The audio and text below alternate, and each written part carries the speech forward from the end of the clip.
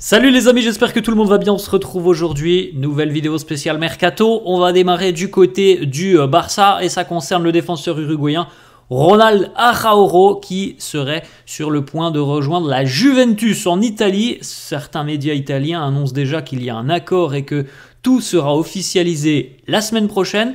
Du côté du Barça, du côté de l'entourage de Ronald Araujo, on annonce plutôt qu'il y a des discussions avec la Juventus, mais pour le moment on n'annonce pas d'accord.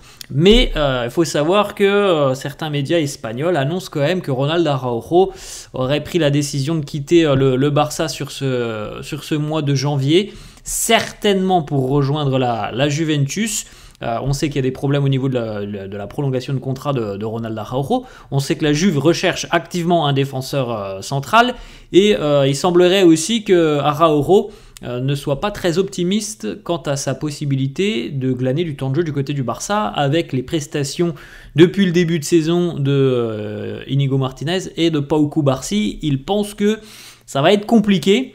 Donc c'est pour ça qu'on a pas mal de rumeurs autour de Ronald Araujo. Alors franchement moi je suis assez surpris, je pensais que c'était un joueur pour le futur du côté du Barça, mais force est de constater quand même que les discussions en ce qui concerne le contrat sont quand même très très très compliquées et que voilà, on a vu aussi ce que pouvait apporter Pau Cubarsí et Inigo Martinez. Donc il est vrai que l'avenir n'est quand même pas tout rose pour Araujo du côté du Barça. Donc ces rumeurs mercato qu'il envoie du côté de la Juve, elles ont quand même un fondement. On continue avec une autre info qui concerne le Barça. Il y a un intérêt des Blaugrana envers l'attaquant suédois Viktor Gyökeres qui pourrait devenir à terme le remplaçant long terme de Robert Lewandowski.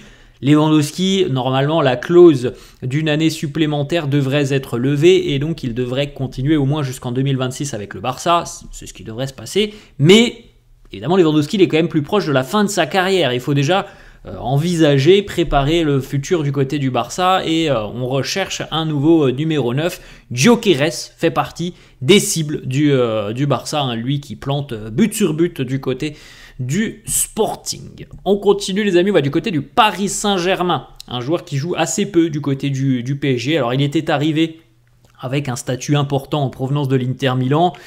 Et puis au final, le temps de jeu n'est pas là. Il y a eu des pépins physiques aussi entre-temps. Et Milan Skriniar pourrait quitter le Paris Saint-Germain sur ce mercato hivernal. Le Napoli est intéressé. Alors on en parlera dans quelques instants, mais ça pourrait être inclus aussi dans un deal avec le Napoli par rapport à Kvaratskhelia.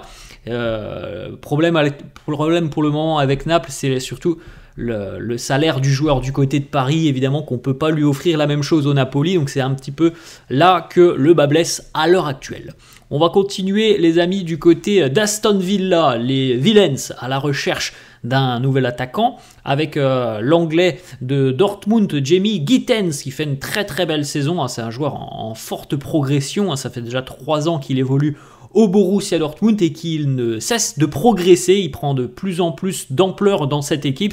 C'est un joueur assez rapide, vif, Jamie Gittens. Il est capable d'éliminer ses adversaires assez facilement. Assez à l'aise en plus de ça devant le but, il est capable de délivrer des passes D. C'est un profil très intéressant. Je pense que de commencer en Bundesliga chez une équipe qui offre pas mal de temps de jeu aux jeunes, ça lui a permis tout simplement de se montrer, de se révéler, et peut-être que lui maintenant envisage un retour en Première Ligue. Alors on verra ça sur ce mois de janvier. Ça va pas être simple quand même, parce que évidemment que du côté du Borussia Dortmund, on pense aussi que on a quand même un crack chez Jamie Gittens, et on pense aussi qu'il y a peut-être encore quelques mois à attendre avant d'avoir une très très très grosse somme à la revente.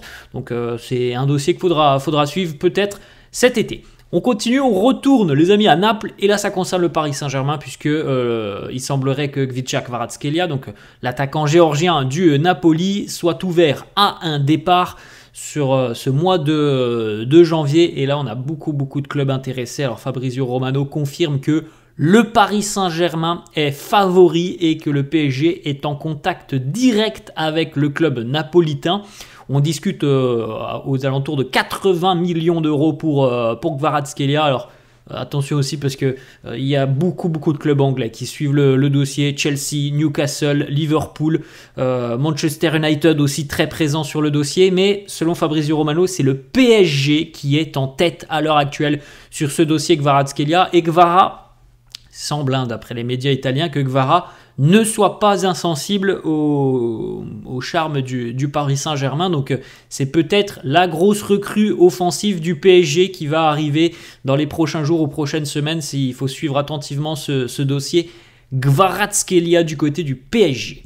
On continue les amis, on va du côté de l'Inter Milan, les interistes qui préparent certainement une offre pour les Gunners d'Arsenal pour le latéral gauche ukrainien Alexander Zinchenko qui joue plus depuis le début de saison. Il y a très peu de temps de jeu Zinchenko depuis l'arrivée du jeune défenseur italien Calafiori. Zinchenko a perdu sa place.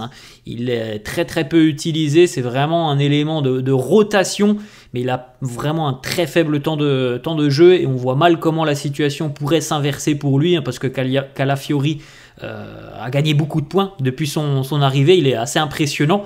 Donc la situation de Zinchenko du côté d'Arsenal, elle semble assez compliquée. L'Inter serait donc prêt à transmettre une offre à Arsenal.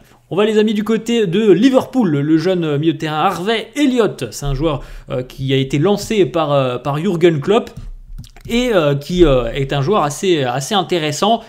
Maintenant, avoir du temps de jeu régulièrement du côté de Liverpool, c'est un peu compliqué. Peut-être que du côté des Reds, on le laissera partir sous la forme d'un prêt. En tout cas, il y a deux clubs déjà qui se montrent intéressés. Brighton, qui est une équipe qui adore ce genre de profil, milieu de terrain assez doué techniquement, une bonne vision du jeu, une équipe de Brighton qui est très joueuse. Et, on l'a dit tout à l'heure aussi un petit peu, le Borussia Dortmund qui adore accueillir des jeunes cracks anglais.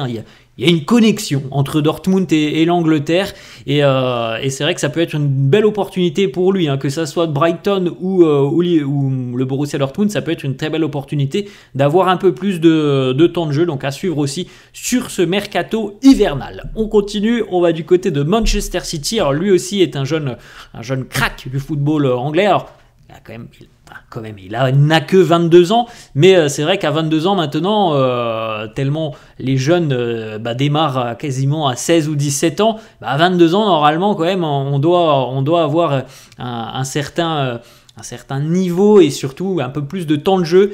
Le milieu de terrain James McAtee, milieu de terrain de Manchester City, peu de temps de jeu du côté de City, c'est une équipe qui était un petit peu en difficulté depuis près de 2 mois, les Citizens, donc forcément on va pas s'appuyer sur un milieu de terrain qui n'a que très peu d'expérience du plus haut niveau, mais selon les dires, c'est un milieu de terrain qui a beaucoup de qualité. Et regardez notamment les clubs intéressés. On a beaucoup de clubs en Allemagne qui sont intéressés par James McAtee, Leverkusen, Leipzig, Mayence, Dortmund ou encore Stuttgart.